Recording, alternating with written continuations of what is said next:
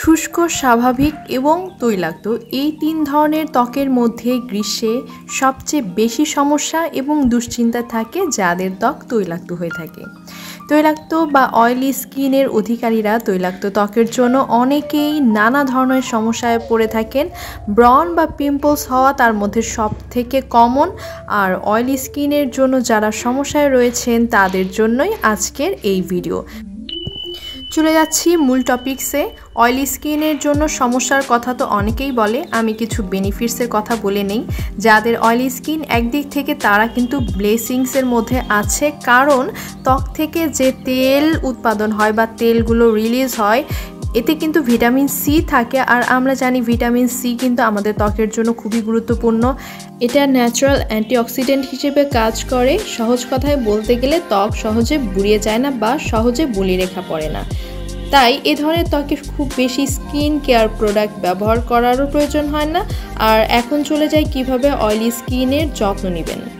প্রথমেই বলবো ত্বক নিয়মিত পরিষ্কার রাখা খুবই জরুরি, না হলে অতিরিক্ত তেল, ময়লা ও মৃত কোষ মিলে স্কিনের পোর্সগুলো কিন্তু বন্ধ করে দিতে পারে। আর এই কারণেই কিন্তু অয়েলি স্কিনে পিম্পলসের প্রবলেম তীব্রভাবে দেখা যায়। এই ধরনের স্কিনে স্যালিসাইলিক অথবা AHA/BH যুক্ত ফেস ওয়াশ অথবা ক্লিনজার ব্যবহার করলে খুবই ভালো রেজাল্ট পাওয়া যায়।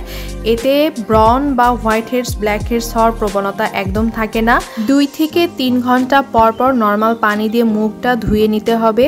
তবে অয়েলি স্কিনের জন্য অবশ্যই রাব কোনো সাবান বা ফেস ওয়াশ কিন্তু ব্যবহার করা যাবে না, এবং 2 থেকে 3 বারের বেশি ফেস ওয়াশ দিয়ে মুখ ধোয়া উচিত নয়। এতে কিন্তু ত্বকে শুষ্ক ভাব চলে আসতে পারে। সকালে ফেস ওয়াশ করে একটা লাইট ওয়েট ময়শ্চারাইজার অ্যাপ্লাই করতে হবে। এই ক্ষেত্রে কিন্তু অয়েল বেসড ময়শ্চারাইজার ইউজ করা যাবে না। অনেকেই ভেবে থাকে অয়েলি স্কিন জন্য ময়শ্চারাইজার ইউজ করা যাবে না, এতে তেলের পরিমাণ বেড়ে যাবে। এটা কিন্তু একদম ভুল ধারণা। অয়েলি স্কিন হলেও তাকে কিন্তু একটা লাইট ওয়েট ময়শ্চারাইজার অবশ্যই ইউজ করতে হবে। কম বাজেটের মধ্যে কোন ময়শ্চারাইজার ইউজ করবেন এবং স্যালিসাইলিক যুক্ত ফেস ওয়াশের কথাও কিন্তু আমার চ্যানেলে অলরেডি আমি ভিডিও করেছি, চাইলে ডিসক্রিপশন বক্স থেকে দেখে আসতে পারেন, আমি লিঙ্কগুলো শেয়ার করে দিব। ময়শ্চারাইজার অ্যাপ্লাইয়ের পরে এরপরে সানস্ক্রিন ইউজ করতে হবে। 2 আঙ্গুল পরিমাণ সানস্ক্রিন অ্যাপ্লাই করতে হবে এবং প্রতি 3 থেকে 4 ঘন্টা অন্তর কিন্তু অ্যাপ্লাই করতে হবে। এক্ষেত্রে আমি বলবো অবশ্যই SPF 30 বা এর বেশি SPF যুক্ত সানস্ক্রিন অ্যাপ্লাই করতে। বাইরে রোদে গেলে বা বাসায় অতিরিক্ত আলো আছে এমন ঘরে থাকলেও কিন্তু একটি ভালো মানের সানস্ক্রিন অবশ্যই ব্যবহার করতে হবে। অয়েলি স্কিনে কিন্তু অয়েল বেসড মেকআপ প্রোডাক্ট একদম ইউজ করা যাবে না। সেই ক্ষেত্রে মিনারেল ভিত্তিক ফাউন্ডেশন বা ফেস পাউডার ব্যবহার করতে হবে।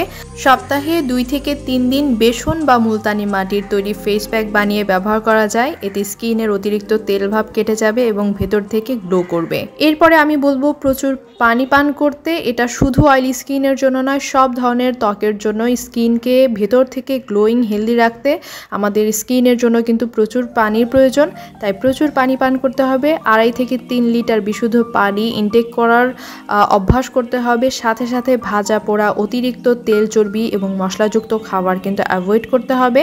দিনে অন্তত একটি ফল খেতে পারলে সেটি ত্বকের জন্য খুবই উপকারী, এবং রঙিন শাকসবজি খেতে হবে। মানসিক চাপ বা স্ট্রেস থেকে নিজেকে যতটা সম্ভব দূরে রাখতে হবে, এবং এই যে মোবাইল না চালিয়ে রাতের ঘুমটা কিন্তু নিশ্চিত করতে হবে। রাতে অন্তত 8 থেকে 9 ঘন্টা একটানা ঘুম দিতে হবে। তাতে কিন্তু আমাদের স্কিনে যে টায়ার্ডনেস থাকবে সেটা কিন্তু একদম দূর হয়ে যাবে। তো এই ছিল আজকে। এই রুলসগুলো যদি কেউ মেনে চলতে পারে তাহলে ধীরে ধীরে কিন্তু স্কিনটা ভিতর থেকে হেলদি এবং গ্লোয়িং হতে শুরু করবে, এবং ত্বকের সব ধরনের প্রবলেম কিন্তু আস্তে আস্তে সলভ হয়ে যাবে। ভালো লাগলে একটা লাইক করে দিও। দেখা হবে পরবর্তীতে কোনো ভিডিওতে। সে পর্যন্ত ভালো থেকো, সুস্থ থেকো। আল্লাহ হাফেজ।